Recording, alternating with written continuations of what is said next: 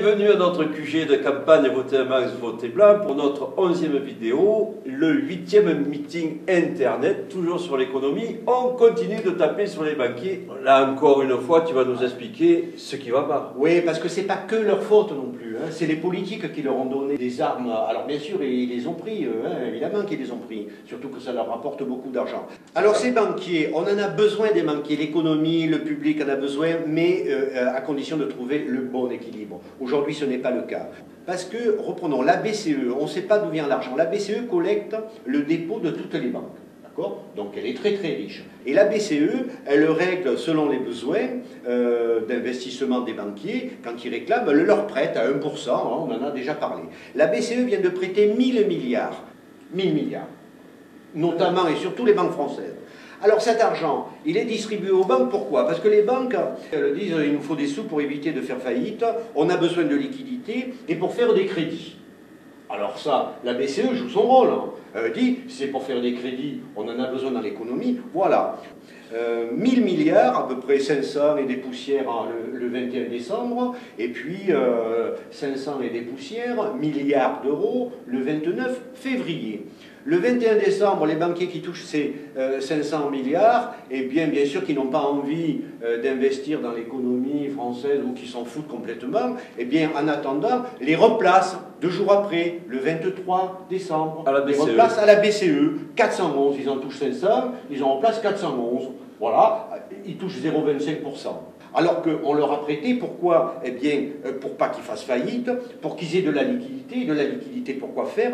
Faire des crédits. Ce qu'ils ne font pas, on ne favorise pas l'économie, on investit nulle part, on le remet à la BCE, et au lieu de financer l'économie française, l'économie européenne, de tirer la croissance, créer des emplois, etc., qu'est-ce qu'ils font? Ils envoient en ce moment pas mal d'argent au Brésil.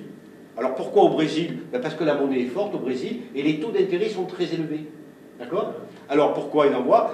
Ma foi, on va prêter à l'économie française à 4,5%, alors qu'en envoyant de l'argent au Brésil, on récupère 8 ou 9. Voilà ce qu'ils font de cet argent. Ils en ont tellement qu'ils le réinjectent à la BCE.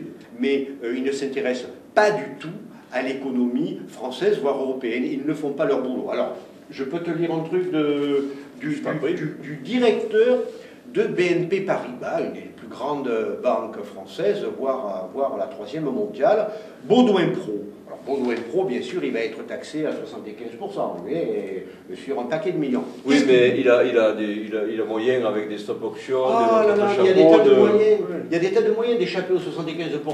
François, il faut se renseigner avant de parler. Il y a des tas de moyens, les stock options, on réduit, on augmente les stock options, on réduit le salaire, on augmente la retraite chapeau qui prendra dans un autre pays, etc., où il ne sera pas taxé. Enfin, il existe des tas de moyens, François, il faut appeler. Hein.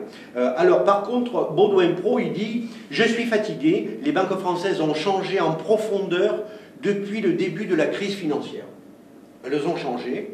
Et il rajoute « Nous n'avons pas besoin que l'on nous demande de faire des crédits à nos clients, c'est notre métier. » Il dit. Ce patron de la plus grande banque française, c'est extraordinaire de dire ça. Sauf que depuis qu'il dit ça, les crédits diminuent, moins 10% en 2008, moins 13% en 2009. Aujourd'hui, obtenir un crédit, c'est la croix et la bannière. Alors, il nous dit que c'est son métier, mais qu'il le fasse au lieu de faire ce discours-là, qui en fait veut dire « je vous prends pour des cons, de toute manière, je fais ce que je veux ».